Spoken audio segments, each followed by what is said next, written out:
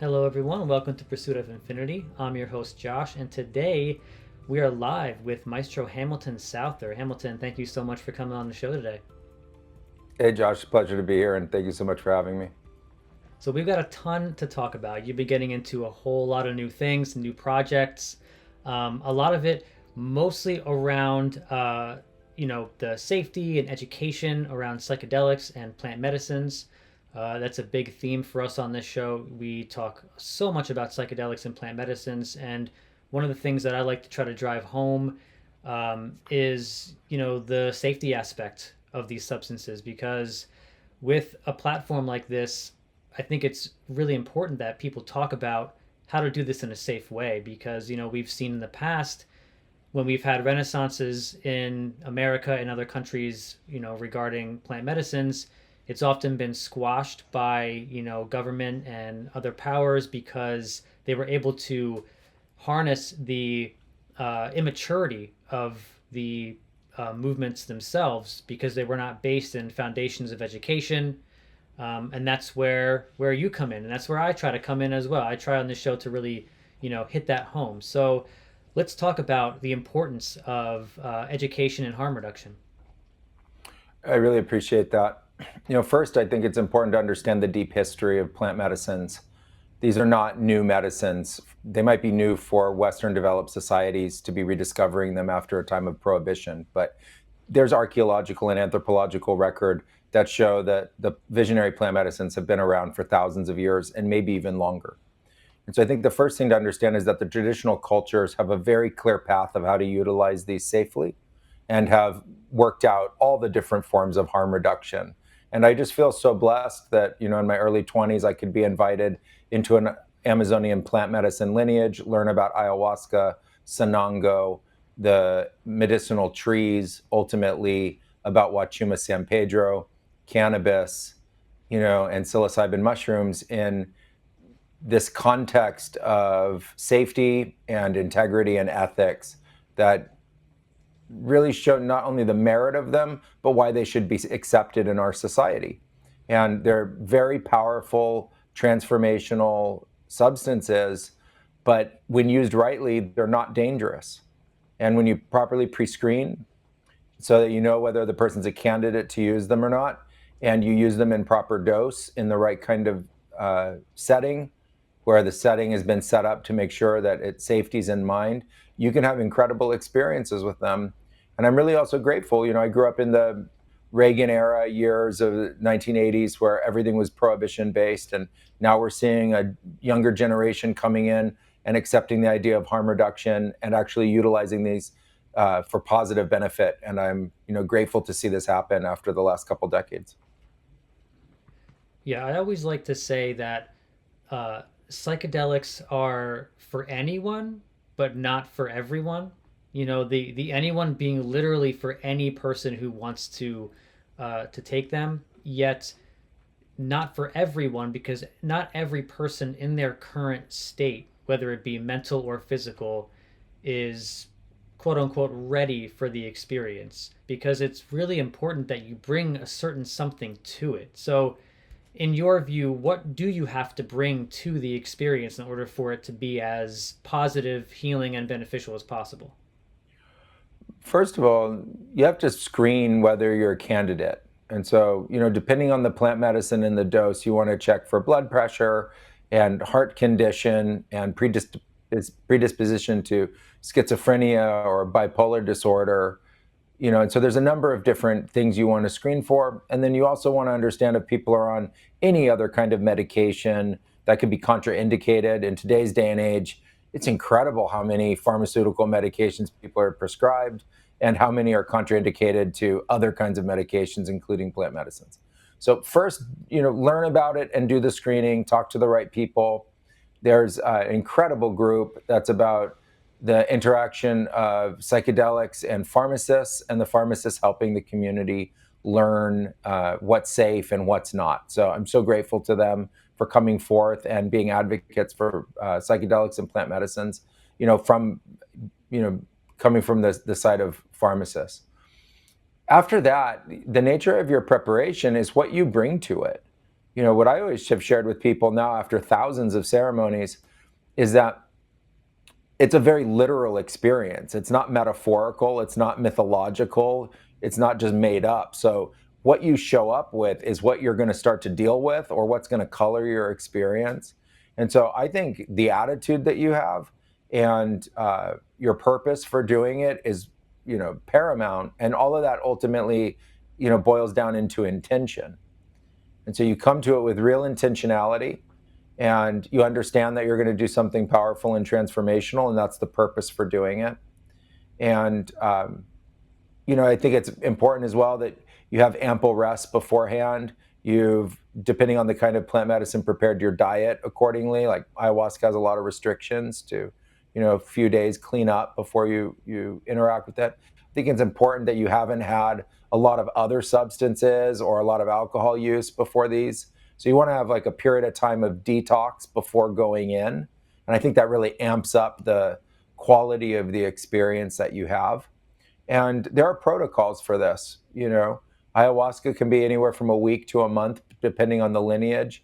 Other plant medicines are just a couple days. And that is such a great trigger to get you to think about it and to really give some attention to what you're about to do so that you can get the most out of it. Yeah, I could not agree more. The preparation aspect of it, in terms of both physical, whether it be a diet or mental, what you're bringing to it, in your current mental state. You bring up intention. Intention is, like, to me, the most important part, because intention, it covers so much. There are so many things that intention can mean. And I believe that a lot of the reason why we've seen these movements not be as successful as we would have hoped in the past is because of the intention of the user. I don't know whether or not propaganda has a lot to do with that. When it comes to the 60s and the 70s, I believe, I'm kind of a conspiracy theorist, so I do believe that there was a lot of unintentional sort of brainwashing, maybe you call it, uh, in terms of, what was kind of projected to that community, uh, both projected on them and to them. Um, but in terms of, say you've got your mindset down, you've got your physical body good to go, you're ready to embark on this journey. I think obviously the next most important thing is, if you're going to do it yourself, that's one thing. But I think to seek out a qualified practitioner to help you through these experiences, whether it be, just a sitter and a coach, or a guide, a facilitator who's going to go into the medicine with you and guide you through it. But there are very many levels to that type of training, and I think it's super important that you seek out someone who is trained within these practices. Yeah, I couldn't agree more. The nature of conspiracy or just agenda that came through in the 60s and 70s, you know, showed a period of time when there was a lot of civil unrest and there was a lot of use of the substances to be against a mainstream narrative that was being presented at that time. And I think what's really interesting and really important about the resurgence in this psychedelic renaissance is that people are doing this for mental health reasons. And they're doing it not in a counterculture, but actually saying to their culture, hey, in this culture, we've gotten sick and we want solutions. And I think that's a really important different message because it's about doing something really good for society and for individuals. And I think the most important thing is that somebody has the power of their own mental health in their hands. And right now, there are a lot of people that are being prescribed substances that they have to, they're being told they have to take them forever, when we know from our traditional cultures that specific plant medicine ceremonies can actually help that. And, maybe that person isn't going to have to take medication forever. And I just think knowing how, and especially in today's day and age, wield the plant medicines is incredibly important tool to have. So if something's going wrong, that you can use a little psilocybin or a San Pedro ceremony or a little cannabis to be able to change the state of mind that you're in and understand how to do that safely. And I think it's also important to understand that many people come to these, and they're not always in the quote right mindset because that's what they're wanting to heal. But that's where attitude really matters. So you have something to heal in your mind, and you could be in a depressed place or it can be difficult, and that's why you're coming to it. But you come with enthusiasm and you come with hope and you come in the idea that these plant medicines can actually really help you get out of that dark place. And so you're already starting with a little bit of a support there. And in the nature of getting someone who's trained to help you, that is the traditional way to do this. There have been plant medicine practitioners for thousands of years that have helped people in society. And they've gone through training and education to learn how to sit with the plant medicines, learn how to set up a safe space, understand the nature of dose, and how to be able to guide someone, prepare them, and integrate them through and after the experience. And I think that role is still necessary within the plant medicine space. And I also want everybody who wants to be able to do these ceremonies for themselves and have access to the plant medicines know how to be able to use them with that level of training and efficacy, have a safe home practice, and then if they can, ultimately create a ripple effect by supporting and guiding others. And I think that point is so important. The training aspect of this is not just for a facilitator or someone who's looking to sit for others. The training aspect is for the user as well.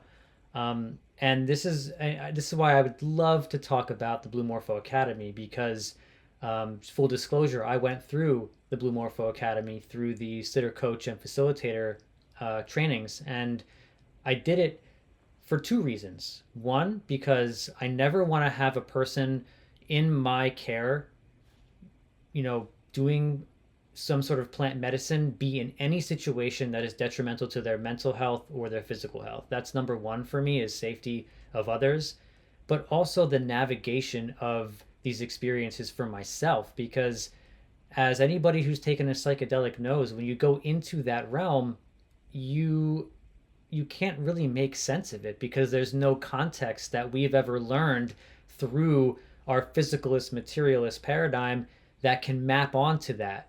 So I think it's very important to find some sort of community or some sort of education program that allows you to learn not just how to navigate the experience while you're in it, but also how to make sense of it when you come out of that experience. I was really, lucky. I got guided in my early 20s to our lineage in the Amazon, got accepted and got to go through training. It was unheard of at that time. There was no place that we knew to be able to get plant medicine training. And as the years went by and I saw the psychedelic renaissance happening, I actually thought now's the time that people need access to this. And on the idea of safety, I was hearing about ceremonies happening where the leaders of the ceremony were unprepared for what would take place. And people thought they were in a safe place and ultimately found out they weren't.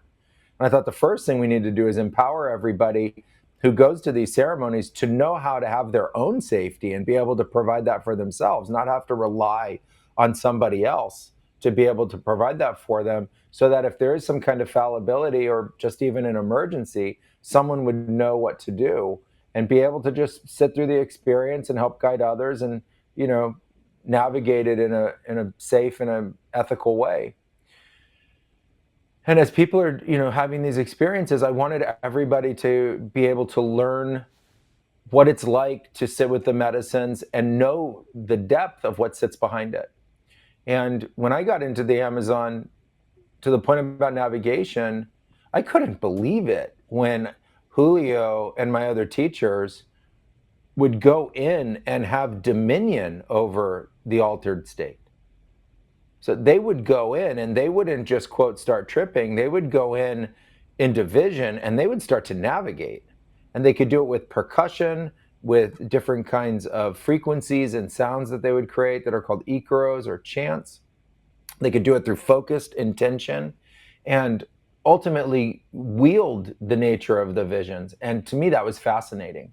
It was fascinating that there was something consistent about it and beyond the understanding of a hallucination. It wasn't just some kind of ghost of the mind. It was something concrete and repetitive, and that there was a way to navigate it. And I wanted to be able to start sharing those teachings with others. And so I created the academy to help people learn the first steps, which is how to be a sitter, how to sit with the medicines, and how to find your own comfort and safety in the space. And then in the second level training, to learn how to navigate in the same kind of teachings and secrets of our lineage, and start to open that up for people in the rest of the world. Yeah, it's interesting. Like you mentioned the sitter coach as the level one basically, and then the second level would be the facilitator. There is a massive difference between the two courses. I didn't really know what to expect after going through the sitter course, like what the facilitator course would be like. But really, to break it down in simplest terms, like the sitter coach course was, in my view, the way I took it was for you to sit for others, with others being the focal point. And the facilitator course, I was thinking maybe this is going to be just a deeper version of the sitter coach course, but I was surprised because the facilitator course seemed to be all about me, all about the person taking the course, and all about my relationship with the substances or the spirit of the substances themselves, which was super enlightening to me because that's really the main focus of my research into this stuff. Because it seems that when you evolve your own ability to go in there and, as you say, navigate the experience, it only makes you a better facilitator for others when you get to that point. One of the really challenging things we faced in creating the course was to create a mechanism for an individual to be safe and to start working and learning to be with the medicines on their own. Typically, you're in the presence of other facilitators and people that are considered real masters, and you apprentice under them.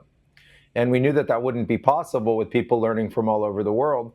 And so, in level one, when you're learning as a sitter, it's about learning to sit with the medicines yourself and just learn to be okay. And through that experience, learn what it's like to sit for somebody else when they take the medicine. But that's one step before the real traditional practices kick in, even though that's what's expected from psychedelic assisted therapy in our culture, that the practitioners don't take the medicine with the people that they're supporting. In fact, in Colorado, it's illegal. So if you're a facilitator in Colorado with psilocybin, the facilitator gives psilocybin to the patient takes the psilocybin, and the facilitator by law cannot take psilocybin. And that's one step shy of the traditional role. In the traditional role, the master shamans or the medico vegetalistas take plant medicine with the people that they're guiding so they can both go in division together. So level one was teaching somebody how to learn to sit for themselves. And then level two, the facilitator training, was about developing the deep relationship with the plant medicine that allows you to learn how to navigate it, because that's the skill that's going to be able to support your ability to navigate with somebody else. So before you could ever go in and be somebody's wingman, you have to first go in and learn how to navigate all of the different forms of visionary landscapes that you could come into. And so that's why I organized it that way. And I really appreciate you saying that the second level really was impactful for you, because that shows that you had learned already how to be able to be with the medicines, and now you were really ready to understand the deep relationship and the kind of skills that you develop to be able to navigate them. Some of it is intention oriented, some is learning just emotional modulation, so you learn how to come back to center and calm down. Others goes all the way to the point of out of body experience or transcendent of physicality experience, and learning how to relate to that higher dimensional space that we go into. And I just love hearing that that was what was really supportive for you. Yeah, it was fantastic. And what you were saying brings to mind the difference between when you're sitting with someone who is sober and just sort of sitting with you and making sure that like you're safe and everything is cool and you can make it to the bathroom and back and all of that. And then the difference between that and someone who is in the medicine with you. I'd love if you could talk about the difference between those two and the benefits of either, really. Well, the difference is night and day. There are two different camps of theory and thought about it. And in the sitter training, you really understand the role that the medicine plays for an individual.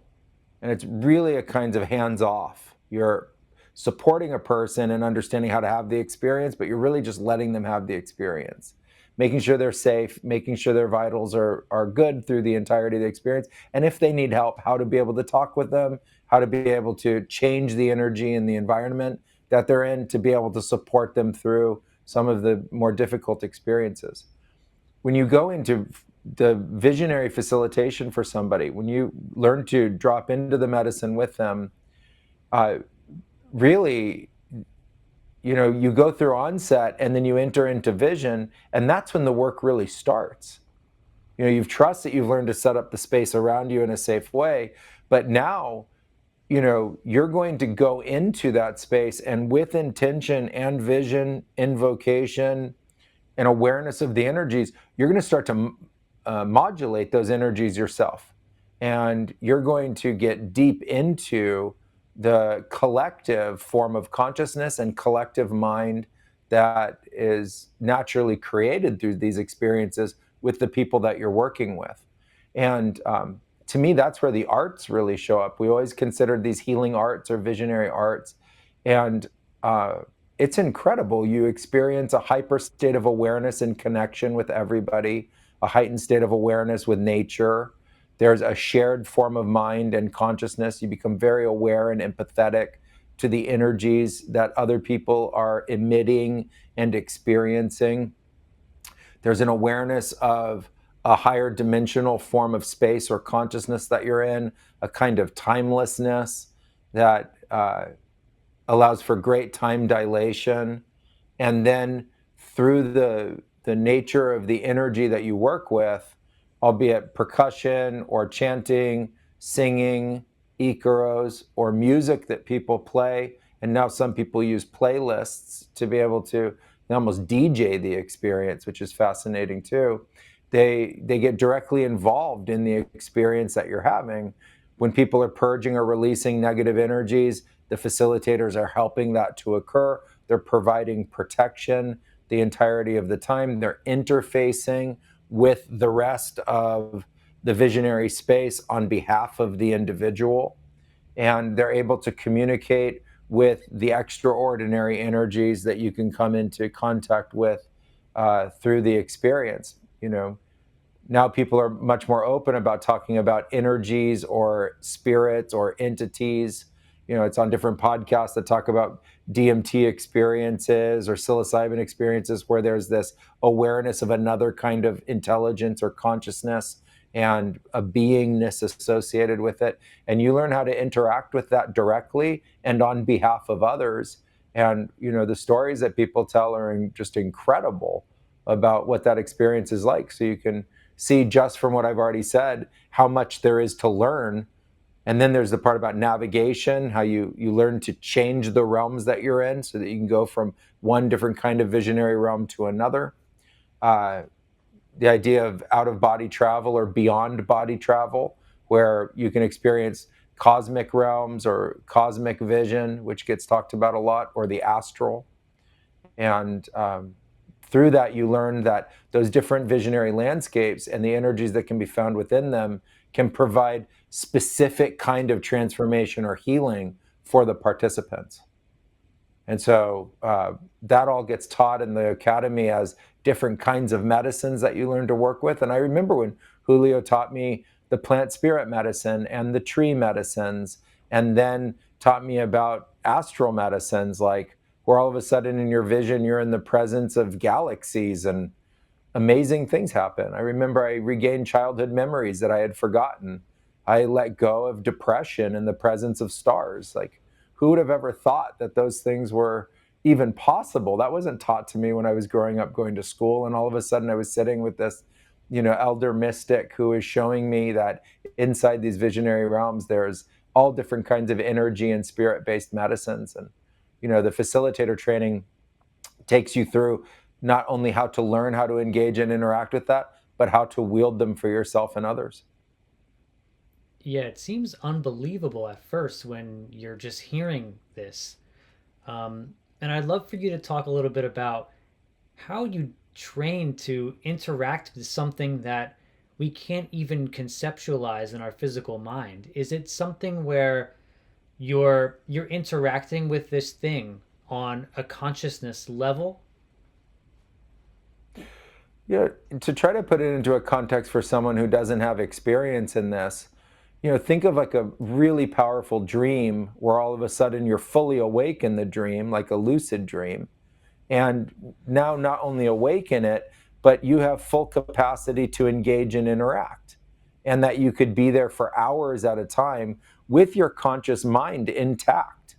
I think that's the hardest thing for people to understand about these alter states is that they're hyper lucid instead of a state like being drunk or on alcohol or something that actually diminishes your lucidity.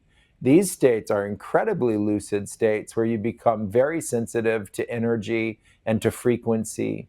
And ultimately, you train it by going into these states with frequency. So, for people who really train heavily and who really love it and dedicate their life to this, they average 1 to 2 ceremonies a week.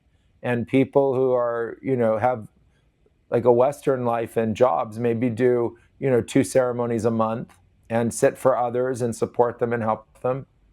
And so then you think, like in my case, my training lasted 14 years. So if I, had over 14 years worked with ayahuasca and other visionary plants on average of 150 times a year, pretty soon you amass 2,000, 3,000 ceremonies worth of experience. And, like anything that you learn in life, that when you start, you know nothing about it. At the end, are now really quite proficient. And, all of these things that seemed impossible to relate to are now just part of your normal everyday life. I think for those who've dabbled in plant medicines, it starts with learning how to go through onset and then being what we call in the medicine and landing. And then it starts with becoming aware that the plant medicines are aware of you and that you can be aware of them and communicate with them. And so, everyone has talked about this, that they started talking with the mushrooms or they started communicating with the DMT. So it's like a natural thing that turns on and this communication begins. And then, there's a moment, I think, for everybody sometime early in their training where a little bit of fear and maybe reaction to the experience just settles down and somebody realizes they're deep in the experience and they're perfectly safe and fine. And when that happens, a kind of edginess goes away and you become inquisitive, you become curious about what you can do and what's possible in that space. And to me, that's the moment that the training really begins, because now it's like a second childhood in there. It's like you can just start asking any question, you're able to get answers back, you can get downloads and awarenesses, you can test them out and see if they work. You start to interact with what you see in the vision, you learn to communicate with it. We call it a personal system of communication, meaning like you vibe it and understand it and you're getting downloads from it and awarenesses, and you can start to put two and two together with that. And that's really the point of going from sitting into facilitating, is that sitting teaches you how to calm down so that you can really open up into the vision and start getting that, curiosity going about how to interact with it.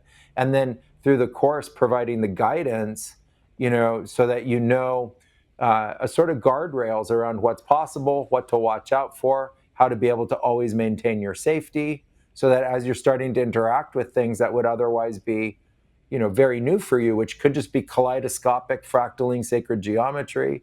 It could be the presence of some greater intelligence. It could be the plant medicine itself. You have some, guardrails about how to start that exploration.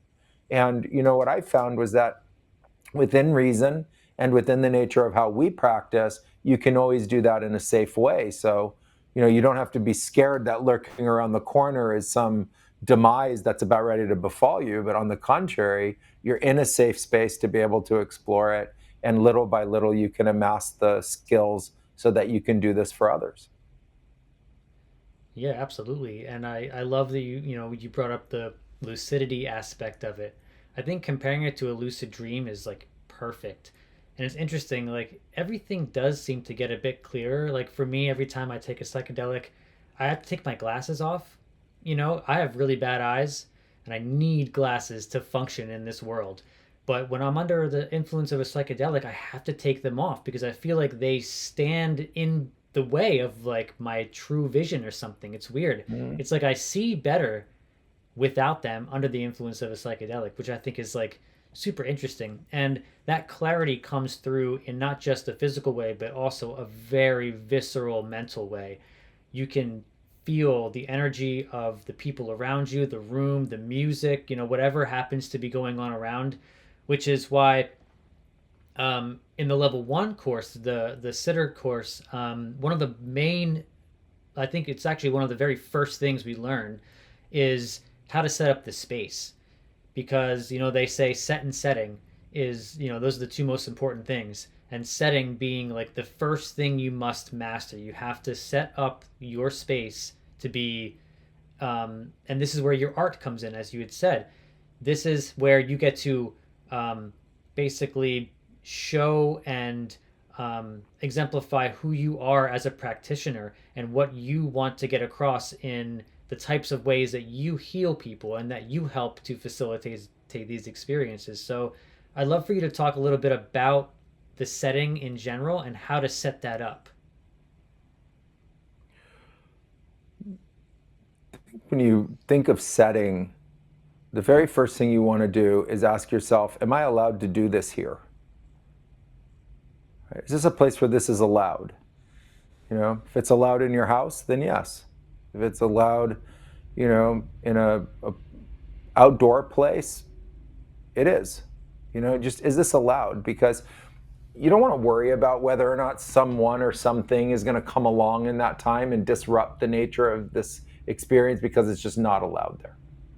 Right? So once you find that place of allowance, and if it's your own place and you give that permission, then it's allowed, right? So that's what's beautiful about this. Once you give that place of allowance, you know that that's a fertile place to have this experience. And then you just want to look around. If it's indoors, you want to just look around the space and think, okay, you know, equilibrium changes when you're under the influence of this. The response to light changes. How do I make sure this place is safe? Like, akin it to like baby proofing a space. How do I make sure this space is safe so that if I fell over, I wouldn't like hit my head somewhere, where I could get hurt if I slipped, just like really basic, simple concepts around that. And then now I know it's a good space for an altered experience. Like maybe that means pushing the bed to the other side of the room and creating more space in the floor. Maybe it means having the ceremony on the floor. A lot of different ceremonial houses, you just go right down to the floor, so you don't even have a way to fall. Right? Like you don't need furniture for this. You just put pillows on the ground and some mats on the floor, and you get comfortable. And then you want to think about. So once you set that up, and you're like, okay, this is a great way. You want to think comfort. This is going to be a multi-hour experience. How can I stay comfortable during this? I really like when people think of like making their nest or making their like super comfort space. And that has a kind of nurturing associated with it anyway. So you're already kind of building it in. I mean, I like a mat with a blanket and a warm and a pillow, and make sure that water's there, like just like some basic setup. So I don't have to like get up and go try to find things and figure it all out. And I know I'm comfortable. And once we have comfort, you know, I think about like, temperature control and light control. How are we going to manage that? Like ayahuasca is typically done in the dark. So what does that look like?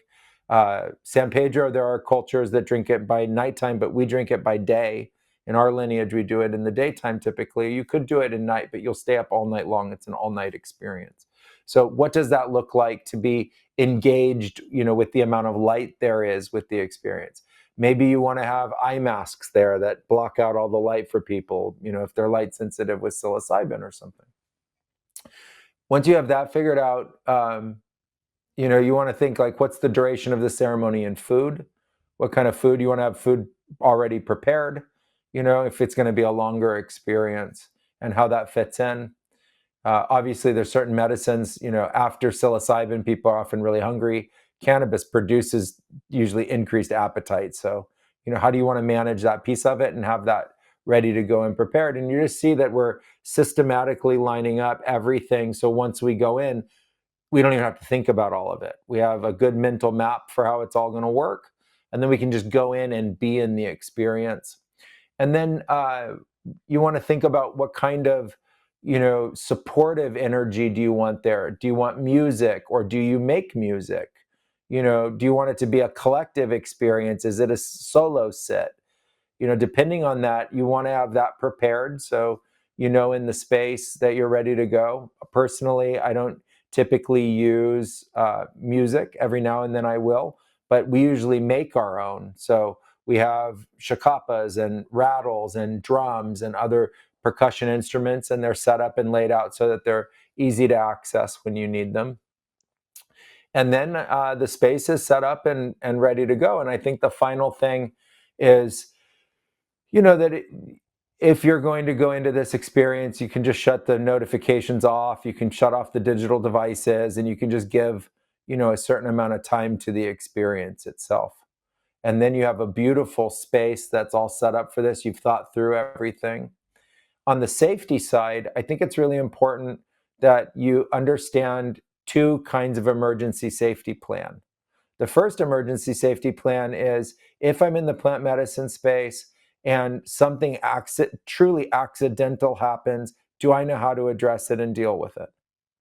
Because some accidents can just happen. So, if that occurred for any reason, do you know what to do? Like, you can call 911, you know, where's the closest emergency care center, et cetera. Like, who is there to be able to support and help, depending on where you are.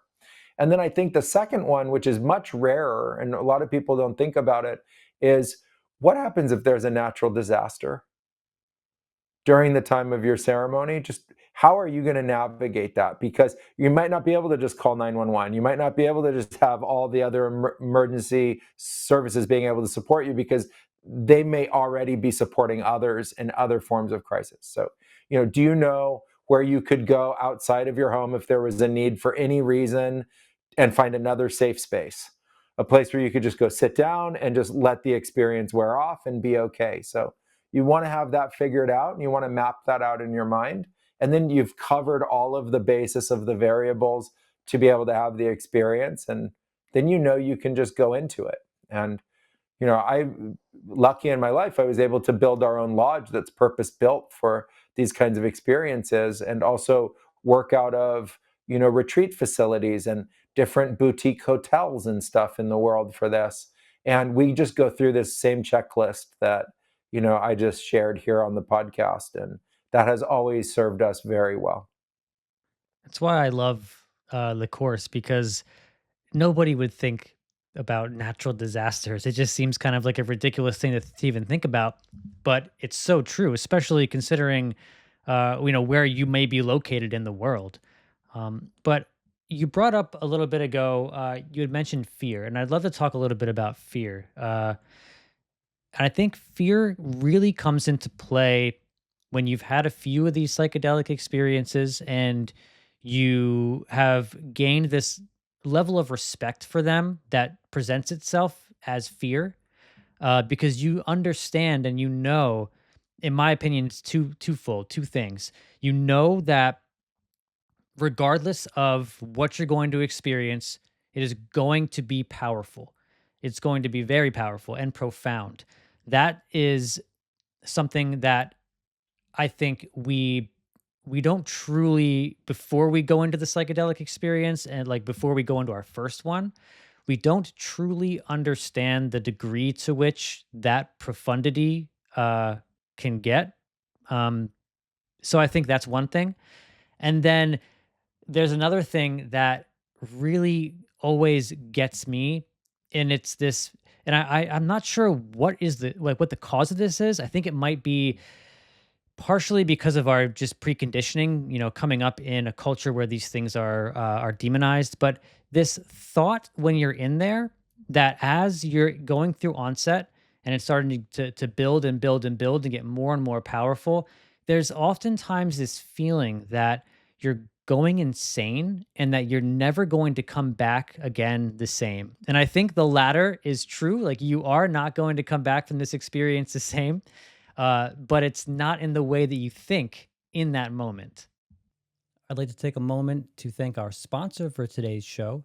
This podcast is partnered with Maestro Hamilton Souther and Blue Morpho.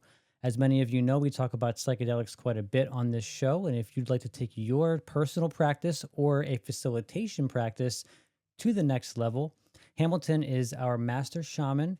He's trained in traditional Amazonian lineage for more than 20 years. Now he's opening the doors to his plant medicine sitter and facilitator training. You'll receive 8 weeks of material, a certification pathway, and a step-by-step lineage-based system you can go through at your own pace.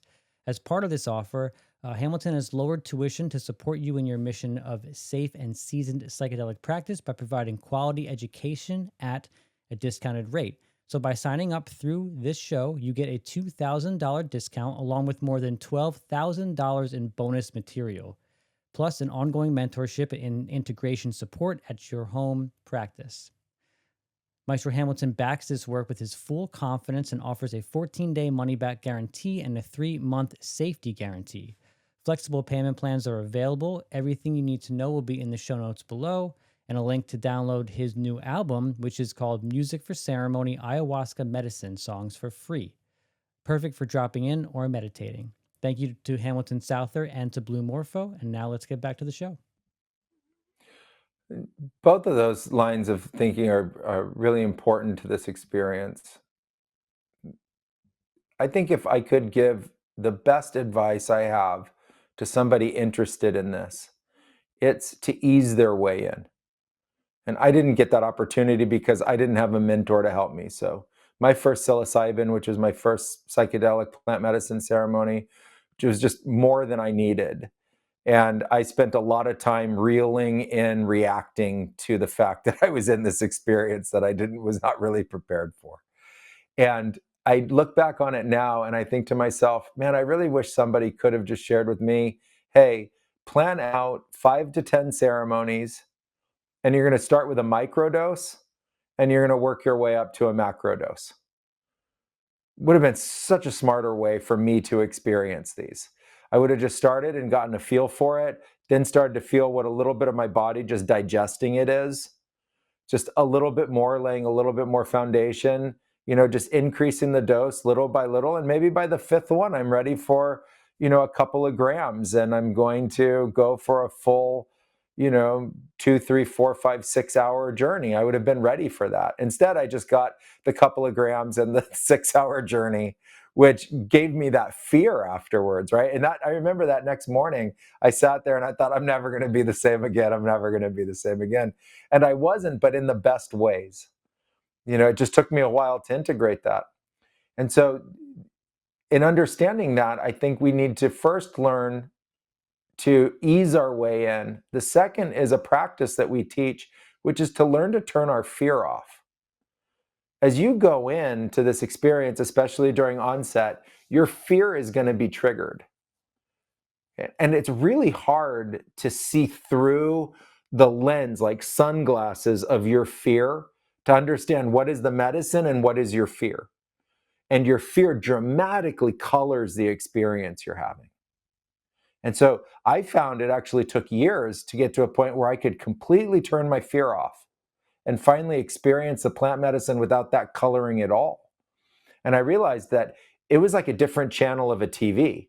It was like if you're on channel Fear 101, you see one experience. And if you're on No Fear at All channel, you get a completely different experience. And I wish I had never thought that the one that included my fear was it, because I realized that was the medicine plus my fear. And that had changed how I was experiencing. So we want to teach you through our course to learn how to turn your fear off so that you can have a pure experience with the medicine. The medicine is there to help you and support you. It's not there to traumatize you and make this a worse experience. And so part of it is just understanding and learning how to do that. And, I always say that we could have learned it in school, but they didn't teach it in kindergarten. Instead, they taught us how to become more fearing. And so, they ramped up the competition, ramped up the consequence, ramped up, the negative outcomes of what could happen, and then we take that mentality into the plant medicine and then we experience it. So, first is just learning how to turn our fear off. The second is going through onset is a time of great adjustment and awareness. And what you're adjusting to first is a shift in mind. There's a natural shift in mind that takes place. And when that happens, our natural response to having our mind shifted is to think we're going crazy. So as we're going into a shift in mind, typically what we see is someone go, I'm going crazy, I'm going crazy. And this happened to me too, many, many times when I first started. And I wasn't going crazy at all. It was showing me what was off in my mind, right? It was a naturally awakening form of experience. And I finally realized I wasn't losing my mind. I was losing the mind that was unhealthy, which is why I was taking the plant medicine in the first place. And as you go through this new vibration through onset, you become aware of the patterns, like hyper aware of the patterns that are not serving you, and that rooted fear is one of those patterns. And so I came to realize that fear that I was experiencing needed to be turned off. I needed to trust the medicine. I was asking for an experience to not come back the same. I wanted to come back better. I wanted to come back healed from the experience, expanded with downloads and realizations. And I needed to learn to accept onset. And what we do is, as we're going through that onset, we encourage it. So instead of putting the brakes on the experience, we know that on the other side of that mind is just this incredible state of awareness and openness and lucidity, and the fear is off and our consciousness is open and the energy is flowing through us. And for those that have had this experience, they know what it's like when you move through onset, how great it gets. So we stay focused on that, knowing that, and we help others to find that encouragement to make it through that part, that might want to put the brakes on, and try to make that as gentle and as easy as possible. So, small dose to start, get comfortable, set the intention to turn fear off from the very beginning. Know that you're getting past the mind in its patterns that are, rooted and blocked off, which is why you're doing this in the first place, encouraging the medicine to take you to that place of mental health. And all of those techniques really help. Yeah, just even the simple thing of understanding that the fear is like you can turn it off. And you don't realize that unless you have someone to show you and teach you that a lot of times. And I like the way that you put it in the course, when you compare fear to like a volume dial, Mm. fear is going to come. It's just it happens. You can't necessarily, maybe you can, but I can't just have no fear from the very beginning. Fear is just going to seep its way in, but you have to understand that it's not going to continuously go up and you can't do anything about it. You can grab hold of that dial and you can turn it down. You can stop it first and then you can turn it down all the way to off. And even the ability to just knowing you have that ability, I think, is transformative to your personal experience within these realms.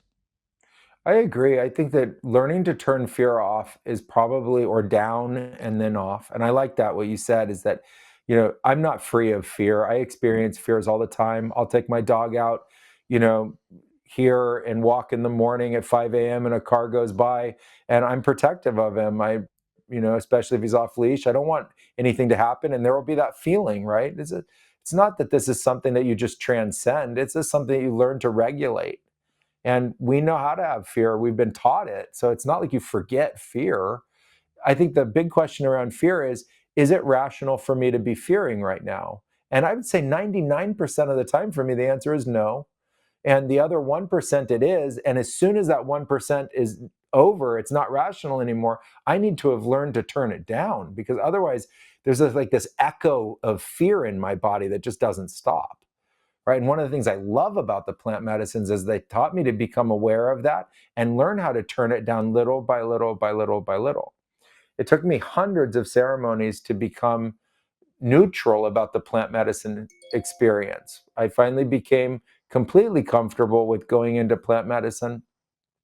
And when I became that way, what I realized was really interesting was that I wasn't free of the feelings of fear because I had become so open. I was now empathing everybody else's fear that was in the room with me. I was now going to lead them. I'd have 20, 30, 40 people sitting with me that were now going to have this experience, and I could feel their fear.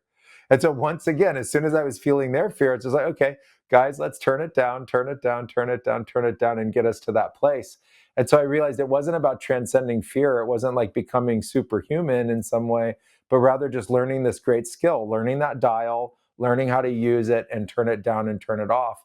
And that if anything I've learned from the plant medicines that have helped me in my daily life, it was that one, because that's what allows you to relax. That's what allows you to go through something that was scary or jolting, like when something weird happens on the freeway and you get a jolt of fear, and you feel the adrenaline, to finally then just tone it way down.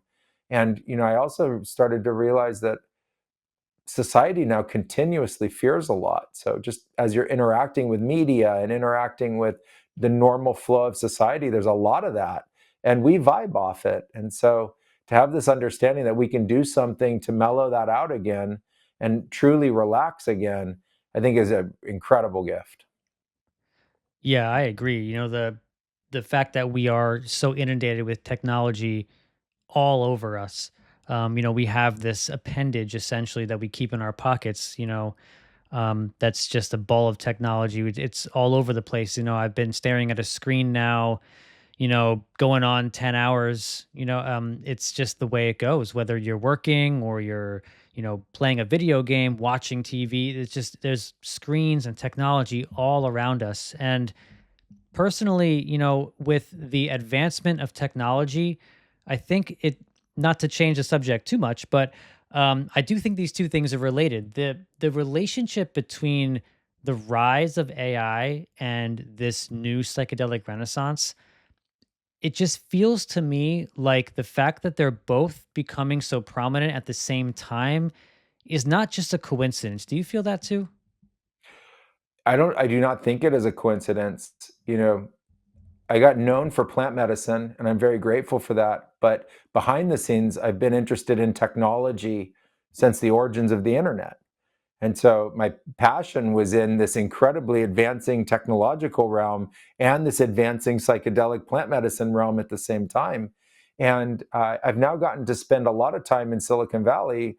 I became co founder of a stealth AI lab, and also the creator of a platform that's going to go live next month. So stay tuned. We'll put a link to the platform as it's going live, and you get information about it. It's all about AI generated content and the future of AI based media.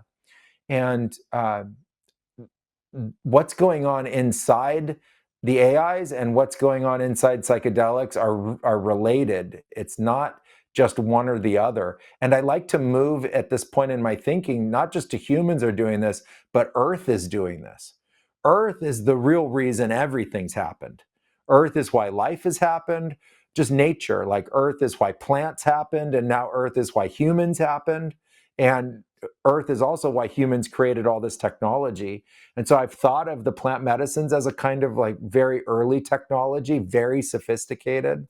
And then our natural ability that we evolved to have all the receptors in our brains for all of these different kinds of psychedelic and visionary compounds is really interesting to me.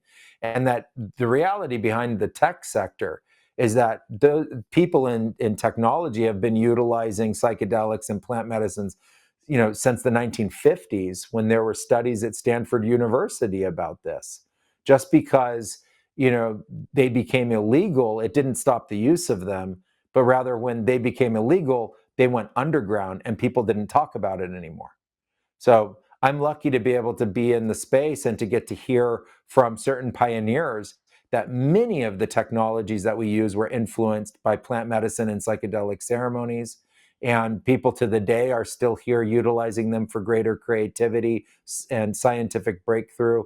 And I was just talking with a scientist recently that is very interested in rekindling the research about all of this. That where does psychedelic compounds and visionary plant medicines tie into the scientific discoveries and the technologies that we're creating? And I think there's a huge overlap because of the unbridled unleashing of creativity that happens when you think in new ways and you discover this new information and a new way of relating to your environment. What comes through are these natural discoveries.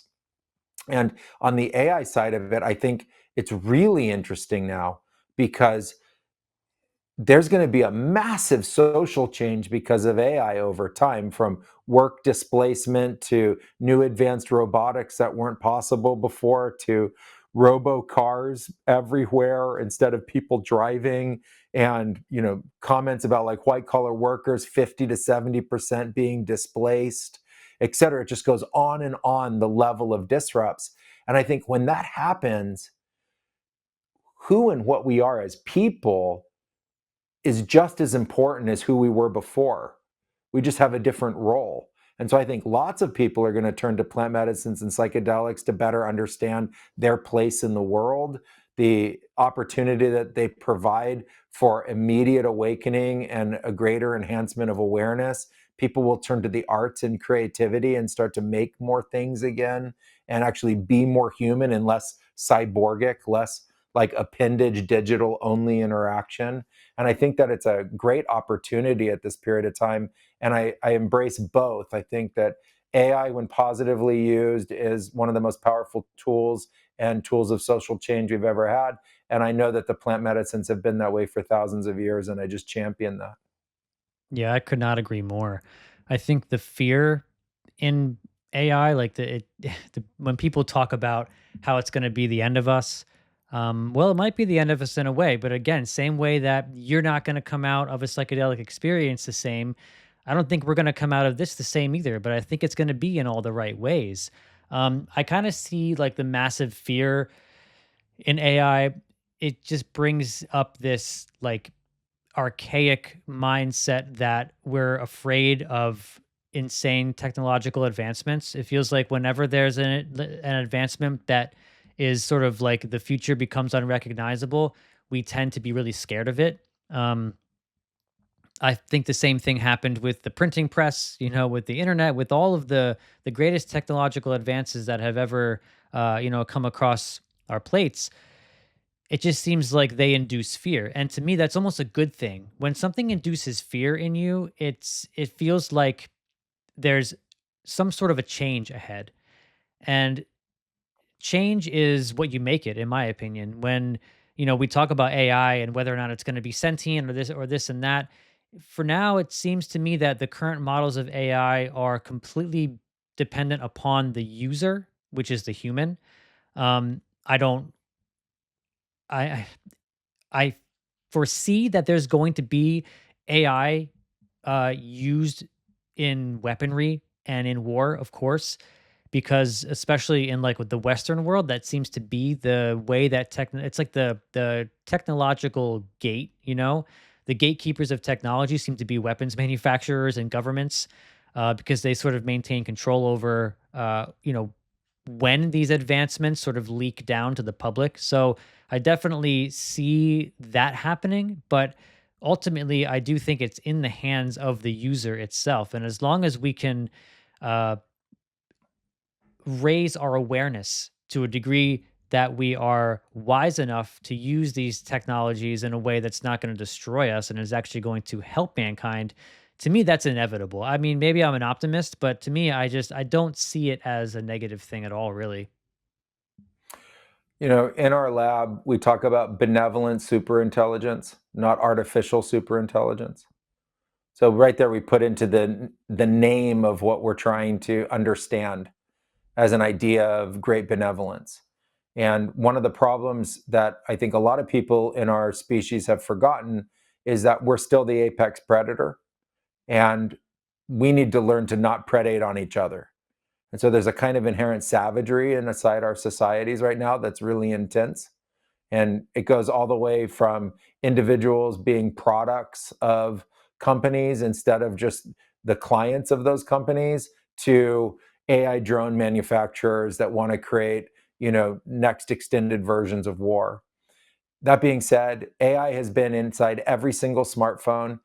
Human dexterity of their thumb is not clean enough to be able to use the touch screens. And so there's been AI working behind the scenes for everybody since the first iPhone. It's been in our systems already for a very long period of time. It's just in the last years, they've become a consumer facing product. Most of the architecture and the theories and math that sits behind current AI was created in the 1950s and 1960s. And it actually just took 50, 60 years for the hardware to get potent enough and for there to be enough electricity and enough data centers and the advent of cloud computing to make all of this possible. And I think now more than ever in history, the people have to actually think to themselves, what is our role in this? And what are we doing about it? Because this is where our choice makes all the difference. And so if we choose benevolent AI, we'll have it. And if we choose to become part of an AI based war machine, we're going to experience that. And I think it's right now very black and white, like the example of a knife. A knife is a neutral tool. It is not malevolent or benevolent, but we use them every single day to be able to prepare food, which is a great benevolent activity. And then some people use them to create harm. And so, what we need to do now is focus on what benevolent intelligence looks like and supporting everybody to have access to it, not just a small number of companies in the world, but that super intelligence have be an access point for the elevation of humanity. And some people might think of that as a utopian narrative, but I don't. I think of it as a potential inevitability that if we co create it in this world, it becomes our future. And that's the future I want to pray to and the future I want to, help manifest. Very, very well said. And we're hitting an hour here, and we had some technical difficulties in the beginning, so I don't want to keep you for too long. Um, but just to wrap up here, I'd love if you could just share everything that we've talked about today, summarize and share all the places people can find you if they want to join up in the academy or take a look at some of the AI initiatives that you have going on. Yeah, amazing.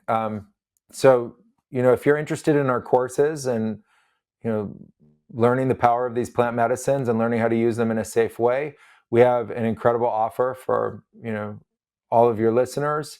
And so we'll just put that in the show notes, but you get a huge discount off of the course and incredible bonuses. So mentorship calls and a ceremonial archive so that you can learn how we hold ceremony and you have example of that, as well as a microdosing protocol. All of that is specific for everybody listening today, and we would love to be able to get those bonuses for you, as well as opportunities to come down to Peru at great discount to be able to experience our retreats and plant medicines with us and become part of our community. And right now we're in the beta testing phase of our platform, and it's going to go live in mid-December, so in about 1 month. And here in the show notes as well, we'll drop the link to that. Awesome. Hamilton, thank you so much for coming on the show today. Appreciate you, man.